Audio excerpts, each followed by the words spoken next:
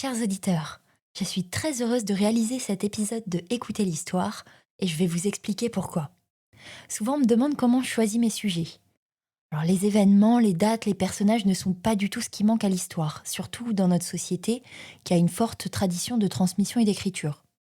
Mais aujourd'hui, je vais vous parler à l'inverse d'un quasi non-sujet de l'histoire. Très rares sont les informations concernant la place des femmes en médecine depuis le Moyen Âge. Et c'est à partir de cet étonnement que j'ai souhaité remettre à l'honneur quelques-unes d'entre elles. Si l'histoire a compté plus d'hommes médecins, n'oublions pas que médecine rime aussi avec féminine. Ce que l'on peut dire d'emblée, c'est que les femmes ont joué un rôle important dans de nombreuses avancées en médecine, et ce dès le Moyen Âge. Je vais donc tout simplement vous présenter quelques-unes des femmes qui ont marqué l'histoire de la médecine. Commençons tout d'abord par la période médiévale.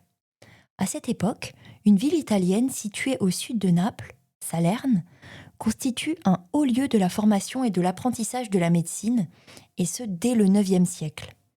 L'école fut fondée par 4 personnes, un grec, un latin, un arabe et un juif. Ainsi, les pratiques médicales et chirurgicales se fondaient sur l'étude des textes anciens, l'examen des malades, qui étaient hébergés dans la partie hospitalière de l'université. Ces 4 personnes, apportant leur savoir et leur langue, mettaient ainsi en place une institution laïque et ouverte à toutes les nations et en même temps proche de l'Église.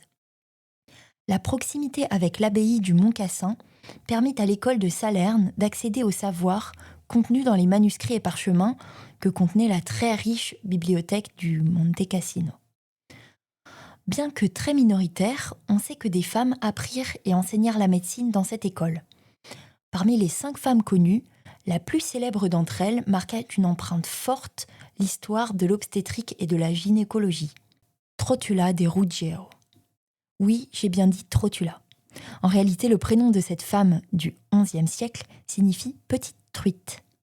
Sa mère, qui avant de mettre sa fille au monde avait dégusté une truite parfumée à l'huile d'olive et au citron, en faisant la prière que pour cette fois-ci au moins l'accouchement se passe bien, et que son enfant vive, décida par la suite d'appeler sa fille Petite Truite. Et dans ce domaine, il y avait de grands progrès à faire, car de nombreuses femmes mouraient en couche ou bien enduraient de grandes douleurs, sans oublier l'inquiétude liée à la fragilité de la vie des nourrissons. Trotula, en grandissant, fit de la santé des femmes le cœur de ses études et ses pratiques. Elle écrit d'ailleurs plusieurs traités. De Passionibus mulierum curandum, le soin des maladies des femmes, ou encore des Orantum mulierum, traité de cosmétique, contenant des recettes pour le soin de la peau notamment. Ce que met en lumière Trotula, en plus de ses observations très pointues sur les effets des plantes et des remèdes, c'est l'importance de soigner en même temps l'âme et le corps, et de témoigner d'une réelle empathie envers les patients. Elle fait sien ce précepte, issu des médecins juifs, que je vous cite. « Veux-tu jouir en paix d'une santé prospère ? Chasse les noirs soucis, fuis tout emportement. Ne bois que peu de vin, soupe légèrement, souviens-toi de marcher quand tu quittes la table. Du sommeil en plein jour, crains l'attrait redoutable. Crains en toi le séjour de l'urine et des vents. Fidèle à ses conseils, tu vivras de longs ans. Es-tu sans médecin ? Les meilleurs, je l'atteste, ce sont, crois-moi, repos, gaieté, repas modeste. » Très beau programme. Trotula s'intéresse aussi à ce que les femmes ne veulent pas montrer aux médecins hommes par pudeur.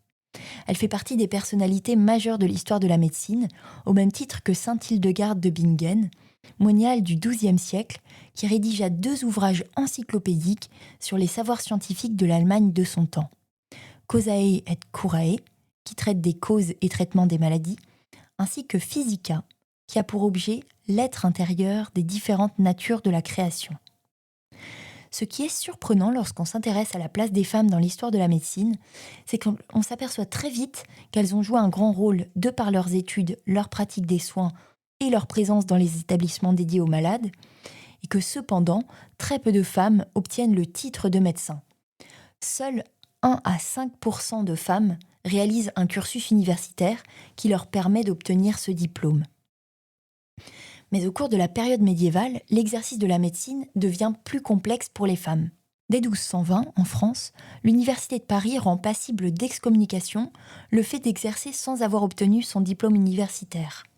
Paris réagit ainsi à la grande liberté d'enseignement et de pratique qui avait alors place à l'Université de médecine de Montpellier.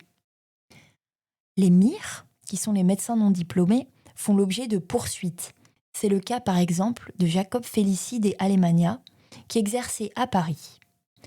Grâce aux actes de son procès, en date de l'année 1322, on sait de quelle manière Jacoba examinait ses patients. Elle prenait le pouls, palpait les différentes parties du corps et analysait l'urine.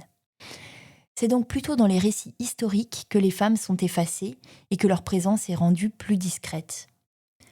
Dans un conte médiéval très célèbre, le Décaméron de Boccace, Boccace raconte justement comment, pour fuir la peste de 1348, 7 jeunes dames et 3 jeunes gens de Florence partent vivre à la campagne, loin des malheurs de leur cité. Dans la 3e des 10 journées, l'un des protagonistes, Dionée, raconte de quelle manière Giletta de Narbonne finit par épouser l'homme qu'elle aimait en récompense pour avoir guéri le roi de France d'une fistule à la poitrine. Les propos du roi témoignent du manque de confiance en cette figure féminine pour soigner ses maux. Je cite Boccace. « Sire, quand il vous plaira, j'ai l'espérance en Dieu que, sans vous faire ennui ni fâcherie, je vous aurai rendu sain dedans 8 jours de cette maladie. » Le roi se moqua en soi-même des paroles de cette fille, disant « Comment est-il possible que ce que les plus grands médecins du monde n'ont pu ni su faire, une jeune femme le fasse ?» Et répondit qu'il avait proposé en soi-même de ne suivre aucun conseil de médecin. À qui la jeune fille répondit « Sire, vous méprisez mon art pour ce que je suis jeune et femme, mais je vous advise que je ne médecine point avec ma science, mais avec l'aide de Dieu et la science de maître Gérard de Narbonne, qui fut mon père et médecin de grande renommée tant qu'il vécut. » Ainsi, on peut observer que la pratique médicale des femmes n'est pas si étrangère au XIVe siècle.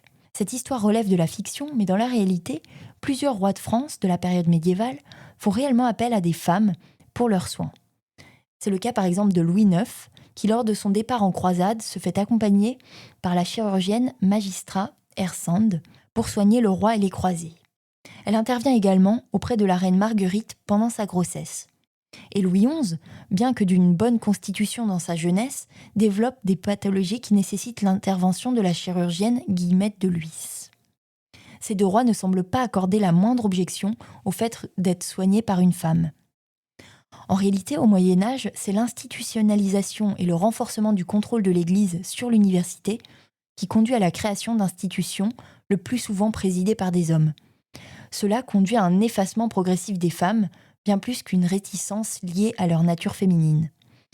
Cette idée naît plus tard, au XVe siècle, lorsque débute la chasse aux sorcières. Au cours de la période moderne, de nombreuses femmes jouent un rôle clé dans l'évolution des connaissances et pratiques médicales. En France, on peut citer notamment Angélique Marguerite du Coudray, qui publie en 1759 un abrégé de l'art des accouchements. Au début de son ouvrage, elle rappelle les qualités morales de la sage-femme, puis après une description anatomique, aborde les différentes conduites à tenir. Le roi Louis XV, le 18 août 1757, lui décerne un brevet et lui confie la mission de, je le cite, « tenir des cours d'instruction publique dans toutes les provinces du royaume ». Ce qu'elle fait pendant 20 ans en voyageant avec ses mannequins pour effectuer des démonstrations. Elle dispense même des cours aux médecins de l'école navale de Rochefort en 1766 et fonde également des hospices de maternité. Il faut attendre 1868 en France pour qu'une femme obtienne l'accès au concours de médecine. Madeleine Brès est la première à obtenir une thèse de doctorat en 1875 sur le thème de l'allaitement. Elle exerce toute sa vie et fonde en 1885 une crèche et école d'hygiène. Mais en dépit de son travail, elle est obligée de recourir à l'assistance publique pour se loger et vit dans une grande pauvreté. Souvent, on évoque les progrès de la médecine. Ces progrès techniques, s'ils se font en même temps que les évolutions humaines, permettent réellement à la médecine de devenir meilleure, car plus humaine. C'est souvent le message qu'ont porté les femmes au cours de l'histoire, de Trotula de Salerne à Madeleine Brès. J'espère que vous avez apprécié cet épisode. Merci pour votre écoute et votre fidélité, et bravo à toutes celles qui pratiquent ce si beau métier.